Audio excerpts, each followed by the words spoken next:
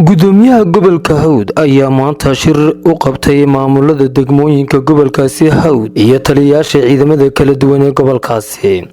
Shirkan waxa kala soo qayb galay xildhibaanada degmo doorashada degmada Balli-Gubadle. Ujeedada shirkan ayaa ahaa sidii loogu wada tashan lahaa xaaladda nabadgelyada guud iyo dana uga degmooyinka iyo xiriirkooda. Warayna waxa halkaasi ka hadlay maayarada degmooyinka Balli-Cabana, Sayla, Gumburaha iyo Balli-Gubadle iyo taliyaha qaybta gobolka Hawd. waxaana kamid ah hadalladooda waxaan ku hadlaynay iskuulma shirka waa shirkii amniga ma ahna markii ugu horeysay guud ahaanna gobolku waa nabad de propagandooyinku inta iska jiraan saxaafadda la marinayo inta badan dadka kala dhageysta waa dadka maangaabka ah balaayasheega ah guud ahaan gobolku waa nabad waxaan leenahay xabaaruhu dibadda shilna ka ducaysanay gobolka Hawd Mr. Ceelay hogaaminayay lagaga hadlayay nabadgelyada runtii gobolku waxa weeyaan gobolkii nabadgelyada waxa weeyaan wuxuu ku yaala hadlan leenahay dawlad deegaanka Soomaalida runtii waxyaalo fara badan oo mukhadaraada iyo kootrabaano sida bacaha iyo waxyaalo la mida ay naga soo gudbaan waxaan leeyahay taliyaha ciidanka Jamhuuriyadda Soomaaliland ciidanka iyo gaadiidkaba baadama uu kootrabaanka iyo darwooyinkaas ay ka soo gudbaan hal noo soo kordhiyo kuna hadlaya magaca degmada Balli-Cabane. degmada Balli-Cabane waxay ku taallaa xuduudda dawladda deegaanka Soomaalida iyo Somaliland mana laha saldhig dhameystiran.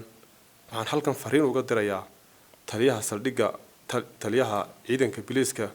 Jamhuuriyadda Somaliland. waxaan leeyahay degmada Balli-Cabane waa degmo qadiimi iyo soo jireena mana laha wali umana suurtagelin in laga dhiso saldhig dhameystiran. waxaan leeyahay anagoo ka degmo ahaan contributionkii diyaar ah in si ugu dhaqsaha badan mudana taliye wax looga qabto gobolkan waa nabadgelyo gobolka kale faafanayno jaarkanahay Ethiopia-na nabadgelyo isku ognahay dadkuna waa wada nabadgelyo sida kalena amuura gobolka guud ahaan waa iska wanaagsan yahay halkan maanta isugu nimid shirkii nabadgelyada oo la isku wareysanayay degmooyinka iyo gobolka si fiican buu runtii noogu qabsoomay nabadgelyadu way fiican tahay waxaan laga wada hadlayay kootrabaanka iyo wixii dhaqdhaqaaqay meelahan ka jiray la qabto si nabadgelyada loo adkeyn lahaa ruuxaantii si fiican bay noogu soo dhamaatay. waxaan maanta isku nimid shirkii adkeynta ama xoojinta ama ilaalinta amniga oo noogu qabsoomay oo xafiiska barisaabka gobolka Hawd. shirkaasi wuxuu aadanaa sidii loo xoojin lahaa amniga maadaama uu gobolku ku yaalo xuduudii inoo dhaxaysay dalka aynu jaarkanahay Ethiopia. waxaa had iyo jeer ay noogu soo gudba mukhadaraadka iyo waxyaabaha kootrabaanka oo dhan dhamaantood inaynu xoojino oo toddobada magaalo ee ku teedsan xadka ama xuduudka raaca inuu ilaaladeeda iyo foojignaanteeda aynu aad u xoojino insha Allah bismillaah kariim si fiican oo wanaagsan oo nagu qabsoomay. marka hore deegaanku nabadgelyada marka horeba meel buu soo wada jeeday markana waan sii wada xoojinaa insha Allah bismillaah kariim. xogayaha gobolka Hawd Maxamed Faarax Sugaal oo hadalka ugu horeeyay barisaabka gobolka Hawd ayaa aad waxa ugu dheeraaday muhiimadda uu shirkani u leeyahay degmooyinka gobolka Hawd. kunaanadkii iyo gabagabadiina waxa hadalka soo gabagabeeyay gudoomiyaha gobolka Hawd waxaanu shicibka gobolkaasi Hawd faray in nabadgelyada aad loo adkeeyo. mar labaadkana waxa mahad celin iyo salaam baan halkan ka salaamayaa waxa weeyaan maamulada degmada Sayla, Gumburaha, Balli-Cabane iyo barisaabka gobolka Hawd maayarka degmada Balli-Gubadle. intaa kadib waxa weeyaan maanta halkan waxa la isugu yimid wuxuu ahaa shirkii nabadgelyada ee gobolka Hawd. gobolka Hawd waxa uu markaasi ahaa gobol ku caanamaalay nabad buuxda inuu had iyo goor uu ku jiro. sidoo kale waxa weeyaan gobolka Hawd waa gobol xuduud la leh waxa weeyaan waddankeenu jaarkanahay Ethiopia.